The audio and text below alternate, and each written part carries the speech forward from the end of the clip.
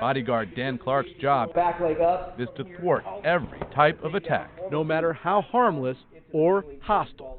Andy Grove said that only the paranoid survive, and that's my job, is to take all these things into consideration. Working as Warren Buffett's protective detail for almost 2 decades now, Clark, I'm coming in here like who spent almost 24 years with the Omaha Police Department, has made a name for himself in the private security pull world. my weapon out. Contact front! He's recruited about 100 men and women to work with his own firm, Clark International. Gun! Despite their police and military experience, Clark's agents still routinely train with him. In addition to Warren Buffett, Clark says he serves a roster of other high-profile clients he's not allowed to name.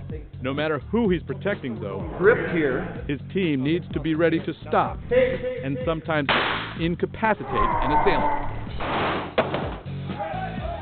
But some situations could trigger more lethal action, and they need to be just as prepared to respond.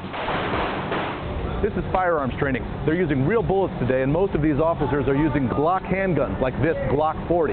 They're standing right up close to these targets today because they expect in a real-life situation, they'll be as close to the assailant as about 7 feet. And key to maintaining control of the situation, Scan, look. attention to every vulnerability from every direction. Looking for more threats. Now, one of the most important skills they learn is how to clear the protectee out of the way and still hit the target. Are you emotionally prepared to kill somebody if you have to? I'm absolutely emotionally prepared to kill somebody if I have to. If you hesitate, it can be very deadly for you, and also if you're protecting somebody, obviously. Stay there and do the traditional. Clark says he's never actually had to fire a weapon protecting a client. Out of the way, and then we're going to attack and get our weapon on target. He says he avoids using force and tries to minimize any potential risks with advanced planning and detail. And while he doesn't have to always like the people he protects, There's been a number of gang members and people that I've, official capacity, had to protect or provide security for. I didn't necessarily care for them. he says he's fortunate his clients generally have, as he says, a certain amount of gratitude that they've given back.